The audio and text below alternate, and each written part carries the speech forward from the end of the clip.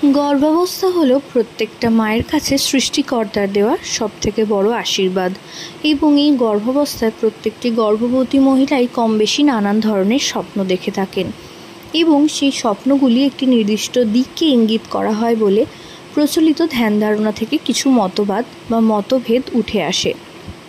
তো গর্ভাবস্থায় যেহেতু হরমোনাল ইমব্যালেন্স থাকে, তো সেক্ষেত্রে গর্ভবতী মহিলারা প্রায় দিনের বেশিরভাগ সময়ই ঘুমাতে পারে না, যার কারণে রাত্রেবেলা তারা যেটুকু ঘুমাতে যান সেটুকু ঘুম তাদের ভীষণ গাঢ় হয় এবং সেই সময় তারা ঘুমের মধ্যে নানান ধরনের স্বপ্ন দেখে থাকেন এবং এই স্বপ্নগুলি কিন্তু সাধারণত বিভিন্ন ধরনের স্বপ্ন হতে পারে।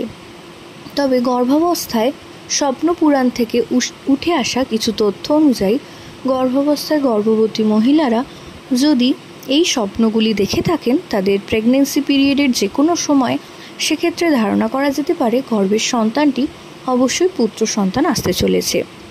প্রথমত, ফলের মধ্যে যদি আপনি আমের স্বপ্ন দেখে থাকেন সেটা কিন্তু গর্ভে পুত্র সন্তানকে ইঙ্গিত করে। এছাড়াও মনে করা হয় গর্ভাবস্থায় স্বপ্নে কলার স্বপ্ন দেখলেও কিন্তু গর্ভে পুত্র সন্তান আসতে চলেছে।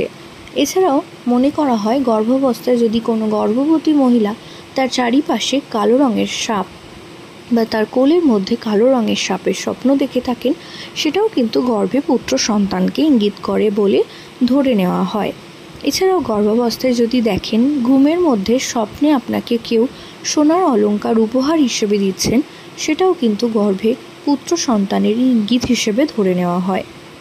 এছাড়াও গর্ভাবস্থায় অনেক গর্ভবতী মহিলাই দেখবেন শোল মাছের স্বপ্ন দেখে থাকেন এবং এই শোল মাছও কিন্তু স্বাভাবিকভাবে ধরে নেওয়া হয় গর্ভাবস্থায় পুত্র সন্তানের ইঙ্গিত।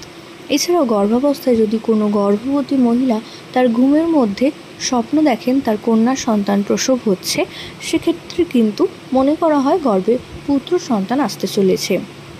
যদিও বা এই সমস্ত তথ্য কিন্তু উঠে আসে স্বপ্ন পুরাণ থেকে এবং যার ভিত্তি বর্তমান সময়ে কতটা বা আপনাদের সাথে কতটা মিলছে বা মিলতে দেখা গেছে সেটা কিন্তু একমাত্র আপনারাই কমেন্টে জানাতে পারেন।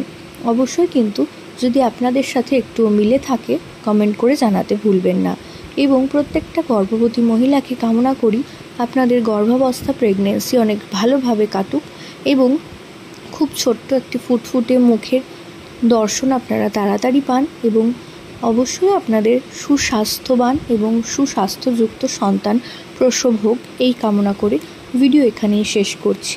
আরও অন্য কিছু ভিডিওর যদি তথ্য হিসেবে জানতে চান অবশ্যই কমেন্ট করে জানাতে ভুলবেন না। প্রত্যেকে ভালো থাকুন, সুস্থ থাকুন, সাবধানে থাকুন।